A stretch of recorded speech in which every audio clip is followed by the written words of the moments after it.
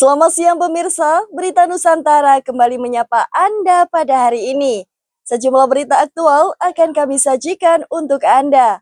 Bersama saya, Haifatunisa, inilah Berita Nusantara selengkapnya.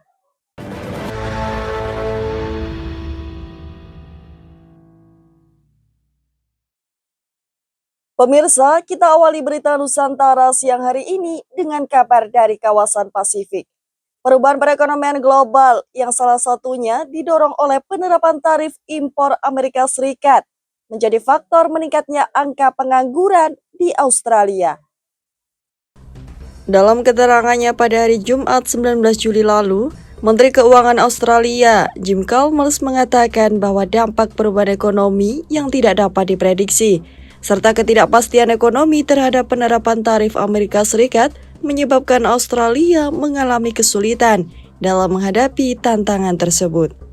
Selain itu, Chalmers juga mengatakan bahwa pihak pemerintah federal telah menerima berbagai masukan dari para pemimpin bisnis serta ekonom di negara tersebut. Mereka menyebut bahwa kebijakan tarif ini berdampak ke sejumlah perusahaan lokal dalam melanjutkan atau memutus karyawannya. Sementara itu, data resmi yang dirilis oleh Biro Statistik Australia pada Kamis 7 Juli menyebut bahwa tingkat pengangguran di Australia telah meningkat dari sebelumnya 4,1% pada Mei 2025 menjadi 4,3% pada Juni 2025. Java TV melaporkan. Dari mancanegara, kita beralihkan ke kabar dari ibu kota. Presiden Joko Widodo menyampaikan pandangannya terkait penyelenggaraan HUT RI ke-80 di Jakarta. Saat berada di kediamannya di Kelurahan Sumber, Kecamatan Banjarsari, Solo, Jawa Tengah, pada Jumat 18 Juli lalu, Jokowi mengatakan bahwa ia mendukung penuh keputusan pemerintah tersebut. Selain itu, Presiden ke-7 juga meyakini bahwa pemerintah mengambil keputusan menggelar HUT RI ke-80 di Jakarta melalui berbagai pertimbangan. Sementara itu, terkait dengan kehadiran dirinya sebagai tamu penting dalam perayaan tahunan tersebut, Jokowi tidak menjawab dengan pasti. Ia hanya mengatakan bahwa acara tersebut masih lama. Sebelumnya, Wakil Menteri Sekretaris Negara, Juri Ardianto, mengatakan alasan pelaksanaan HUT RI tidak di IKN. Ia beralasan bahwa di IKN masih dalam pembangunan, sehingga prioritas pemerintah saat ini adalah menyelesaikan hal tersebut. Java TV melaporkan. Berikutnya, kita menuju berita hukum dan pemberantasan korupsi.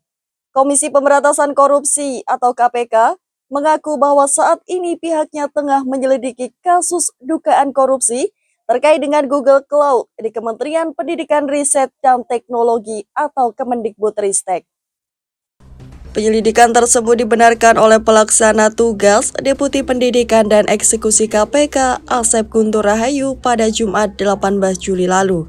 Asep juga menjelaskan bahwa kasus tersebut tidak terpisahkan dengan dugaan kasus korupsi terkait dengan pengadaan laptop Chromebook yang baru diungkap akhir-akhir ini. Selain itu, Asep masih belum bisa memberitahukan lebih lanjut terkait dengan perkembangan penyelidikan kasus ini. Sebelumnya, Kejagung tengah mengusut kasus dugaan korupsi dalam program digitalisasi pendidikan yang dinaungi oleh Kemendikbudristek tahun 2019-2022 yang berkaitan dengan pengadaan Chromebook. Dari pengusutan tersebut, Kejagung telah menetapkan setidaknya 4 tersangka dalam kasus ini, yakni mantan staf khusus Mendikbudristek yang dijabat oleh Nadiem pada saat itu, yakni Juristan, mantan konsultan teknologi Ibrahim Arif, Direktur Sekolah Dasar Kemendikbudristek periode 2020-2021 Sri Wahyuni, terakhir Direktur Sekolah Menengah Pertama Kemendikbudristek tahun 2020-2021 Mulyatsyah. Kejagung juga diketahui tengah mengusut dugaan investasi dari Google ke Kemendikbudristek di era Nadiem dan Gojek. Hal tersebut diduga sebagai balas jasa dari proyek program digitalisasi pendidikan berupa laptop Chromebook. Java TV melaporkan. Tindak pidana perdagangan orang masih menjadi isu serius di tanah air. Data terbaru sepanjang 2025 menunjukkan kasus ini banyak melibatkan korban perempuan. TPPO saat ini masih menjadi momok yang menghantui kehidupan masyarakat di Indonesia. Bagaimana tidak, dari data yang terdapat di Pusiknas Bareskrim Polri, sepanjang 2025 terdapat setidaknya 404 orang yang menjadi korban TPPO. Mirisnya, dari 404 orang korban, mayoritas didominasi oleh perempuan, yakni sebanyak 207 orang. Sementara laki-laki tercatat hanya sebanyak 96 orang. Aksi TPPO tersebut umumnya dilakukan melalui penipuan soal bekerja di luar negeri. Sementara itu, guna menindaklanjuti penanganan kasus ini, kepolisian menyebar sebanyak 29 satuan kerja pada kepolisian tingkat provinsi. Dalam data yang tercatat, terdapat 3 wilayah yang melaporkan jumlah korban TPPO tertinggi sepanjang 2025. Dalam data tersebut, Polda Jawa Timur melaporkan adanya 54 korban yang menjadikannya wilayah dengan jumlah korban tertinggi. Sementara itu, Polda Jawa Barat melaporkan sebanyak 42 korban dan terakhir Polda Metro Jaya melaporkan sebanyak 27 korban.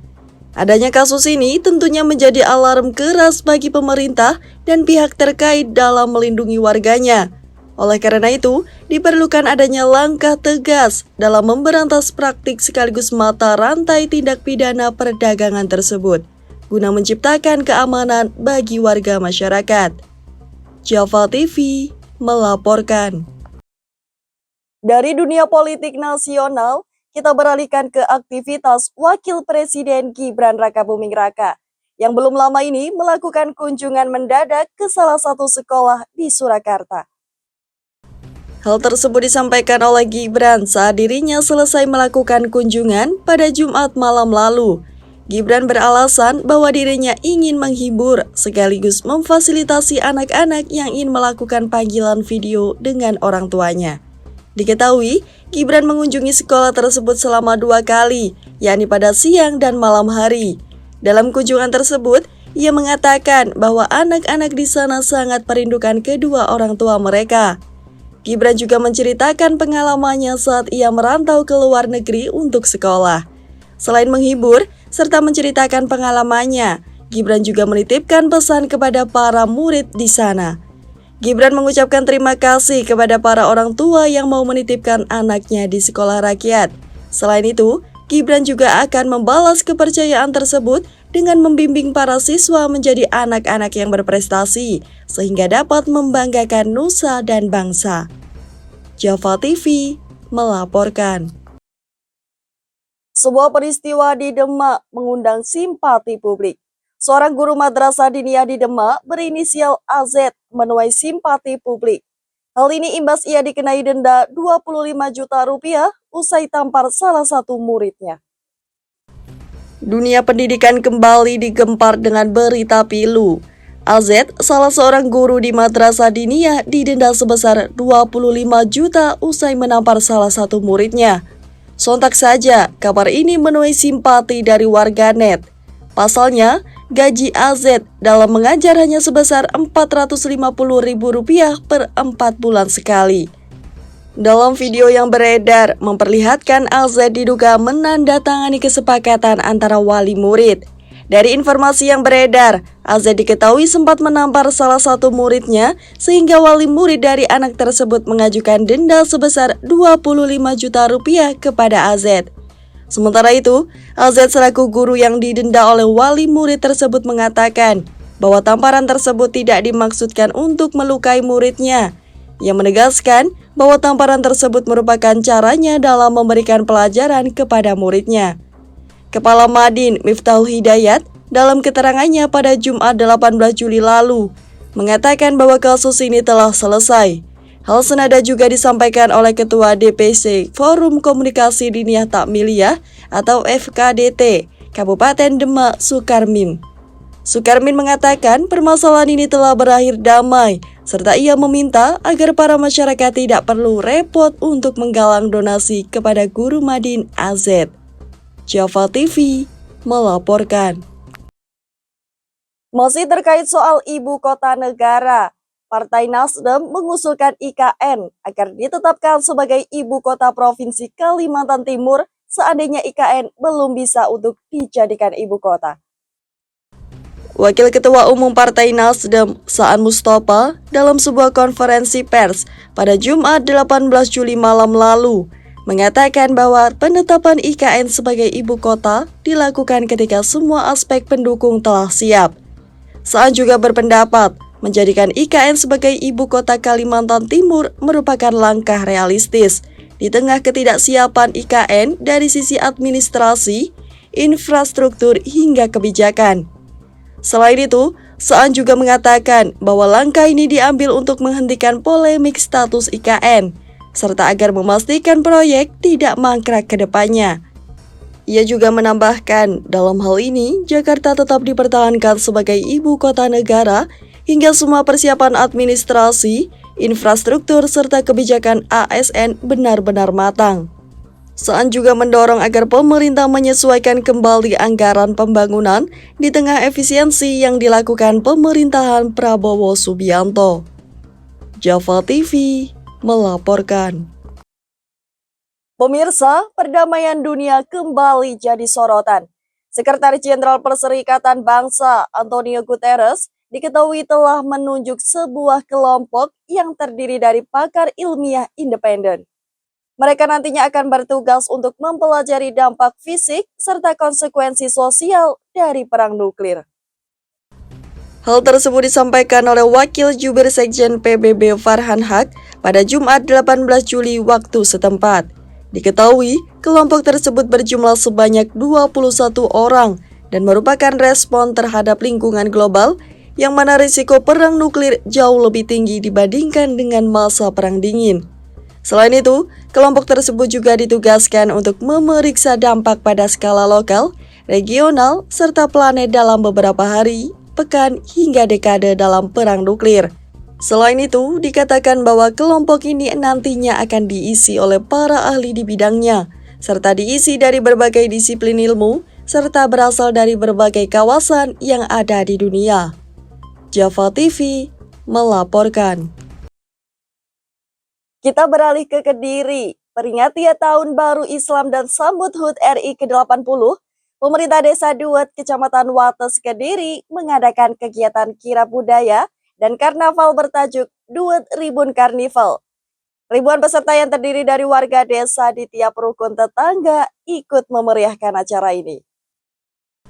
Sabtu 19 Juli 2025, Duet Ribun Karnival yang diselenggarakan oleh pemerintah Desa Duet, Kecamatan Wates dibuka dan diresmikan langsung dengan acara potong pita oleh Kepala Desa Duet, Gogi Hananta. Acara Duet Ribun Karnival ini sekaligus untuk memperingati Tahun Baru Islam dan menyambut HUT RI ke-80. Dihadiri oleh total 42 peserta dari pemerintah Desa Duet, lembaga pendidikan, dan perwakilan dari tiap RT di wilayah Desa Duet. Mat Duki, selaku wakil panitia Duet Ribun Karnival ini, menjelaskan bahwa acara ini juga sebagai bentuk dukungan pemerintah desa terhadap banyaknya UMKM di wilayah Desa Duet dan sekitarnya. Diharapkan, perekonomian di wilayah Desa Duet bisa berkembang lewat acara ini. Senada dengan wakil panitia, Kepala Desa Duet, Gogi Hananta, juga berharap hal yang serupa. Pemerintah desa dan segenap perangkat mendukung penuh kegiatan warganya dan berharap acara seperti ini terus bisa berjalan lebih baik di tiap tahunnya. Assalamualaikum warahmatullahi wabarakatuh. Selamat pagi, saudara semua. Saya Gogi Hananta, selaku Kepala Desa Duet. Saya sama-sama sedang melaksanakan kegiatan memperingati hari Sabtu Muharram dan juga sambut RI ke-80 serta juga ada dalam kegiatan ini adalah kegiatan tahunan yang mana kebetulan di acara yang kali ini diberikan oleh teman-teman dari Desa Kesenian dan juga ada dari sound system. Kami sangat berharap kegiatan ini bisa bermanfaat terutama bagi masyarakat Desa Duet dan pada seluruh masyarakat yang ada di sekitar kita. Dua Tribun Karnival yang diselenggarakan tahun ini menempuh jarak 2,8 km dari start dan finish di kantor Desa Duet. Seluruh warga dari yang muda hingga tua semarak merayakan acara tahunan ini. Puluhan son horeng diarak dengan truk dan diikuti oleh tarian peserta senada dengan musik yang dimainkan. Walaupun saat ini sedang ada polemik kebijakan terkait dilarang atau tidaknya son horeng, namun hal tersebut tidak menyurutkan antusiasme warga yang menonton dan tetap memadati area yang dilewati rombongan peserta karnaval. Tim Liputan, Java TV melaporkan. Pemirsa, kami hadirkan kisah yang menginspirasi dari Kediri. Berbekal semangat, konsistensi, dan tekad kuat, Imam Hambali berhasil mengembangkan Pancajaya Farm sejak tahun 2001. Berlokasi di Desa Purwodadi, Kecamatan Keras, Kabupaten Kediri, usaha ternaknya kini telah memiliki lebih dari 2.400 ekor domba unggulan. Imam Hambali memulai usaha ternaknya pada tahun 2001 saat dunia peternakan rakyat masih belum dianggap sebagai jalan utama menuju kemandirian ekonomi. Dengan modal terbatas, namun didorong oleh semangat dan kemauan belajar, Imam mulai merintis dari skala kecil di kampung halamannya, Desa Purwodadi, Kecamatan Keras, Kabupaten Kediri. Berbagai tantangan ia hadapi, mulai dari keterbatasan pengetahuan, akses pakan, hingga sulitnya memasarkan ternak. Namun dengan konsistensi dan ketekunan, ia terus melaju dan mulai menemukan sistem beternak yang tepat. Setelah lebih dari 2 dekade, Pancajaya Farm kini telah menjadi sentra domba unggulan di Kediri. Dengan total populasi ternak mencapai lebih dari 2.400 ekor, adapun jenis domba yang dikembangkan adalah domba Cross Texel dan memiliki postur ideal dan kualitas daging unggul. Melalui berbagai media sosial seperti YouTube dan Facebook, Imam aktif membagikan informasi tentang pemilihan bibit, manajemen kandang, dan strategi pemasaran. Tidak hanya itu, ia juga menyediakan paket breeding untuk membantu peternak pemula. Awal ternak domba itu berawal saya mulai dari resin dari pekerjaan di bengkel mobil. Akhirnya saya mencoba untuk melakukan ternak domba berawal dari 5 ekor domba. Saya sebelum berternak di domba ini, sebelumnya latar belakangnya ayah saya itu seorang peternak kambing, tapi kambing dan domba itu posisi di desa ternak kampung aja karena tahu sangat menyukai dengan ternak. Jadi akhirnya saya setelah resin ingin berusaha mendirikan ingin beternak domba dan kambing. Masa yang paling sulit berawal dari kalau usaha saya berawal dari modal, karena modal bibit-bibit yang unggul yang berkualitas untuk domba atau kambing itu harus memiliki dana yang sangat besar kalau kita mencari untuk menciptakan suatu ternak yang berkualitas super. Keyakinan saya untuk bisnis domba ini karena domba itu sangat mudah, cara kita memberikan kasih makan domba itu lebih mudah dan lebih simpel daripada kita beternak kambing. Sebagai pemilik, Imam tidak hanya berfokus pada bisnis, tetapi juga aktif memberdayakan masyarakat sekitar. Salah satunya dengan melalui kunjungan edukatif dan pelatihan praktis. Di sini, ia berbagi ilmu kepada generasi muda untuk menarik mereka terjun di bidang peternakan. Selain itu, Imam berharap agar Pancajaya Farm kedepannya dapat menjadi pusat edukasi ternak berbasis masyarakat, serta berkontribusi dalam menyediakan domba unggulan nasional. Imam ingin menunjukkan bahwa Pancajaya Farm bukan sekadar kandang domba, melainkan merupakan bukti bahwa usaha yang ditekuni dengan niat, ilmu, dan komitmen jangka panjang yang bisa tumbuh menjadi lumbung kesejahteraan. Keberadaan Pancajaya Farm menunjukkan bahwa Imam telah menunjukkan bahwa petani dan peternak lokal pun bisa menjadi pionir perubahan. Ahmad Ion, Java TV, melaporkan. Baik pemirsa, informasi tadi sekaligus menjadi penutup perjumpaan kita hari ini. Saya Haifatunisa dan segenap tim redaksi yang bertugas pamit undur diri. Selamat siang, salam berita Nusantara.